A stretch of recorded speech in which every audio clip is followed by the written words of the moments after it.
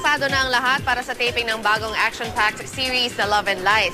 Hindi lang sasabak sa maaksyong eksena ang bida si Richard Gutierrez, kundi sasakay rin siya sa mga warship. Silipin yan sa chika ni Kata Tibayan.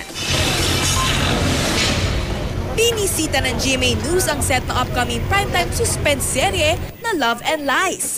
Full production na eksena kung saan sasakay ang bida na si Richard Gutierrez sa isa sa sasakyang pandigma ng Pilipinas. 2 warship ang sasakyan ni Richard Gutierrez para sa pinakabagong show ng GMA na Love and Lies. Sa katunayan sa aking likuran nga, ito ay ang PS-35, isa sa mga pinakamabilis at pinakamalalaking ship ng Pilipinas. Excited si Chard, lalo pat inaasahang jam-pack at maaksyon ang kanyang mga eksena. Unang-una, matagal ko ng pangarap na maging part ng Navy.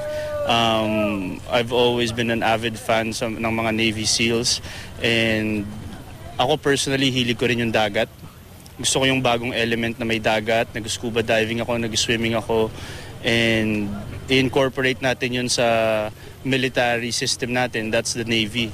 At yun yung matagal ko ng pangarap. And finally, I will get to portray a Navy. Matika si Chard sa Soto uniforme ng Philippine Navy. Mismong suggestion ni Chard na gumanap bilang isang Navy officer. I want to make them proud also and showcase how good they are, how resilient they are, how disciplined they are. And yun yung mga gusto kong ipakita dito sa show. Nagpapasalamat si Chard na ipinagkatiwala sa kanyang action-packed show na ito ng GMA.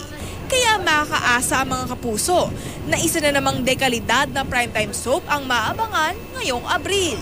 Isang maaksyon na love story, visually entertaining, captivating story, at may papalabas namin kung gaano kahusay ang Philippine Navy. Kata Tibayan updated sa showbiz happenings.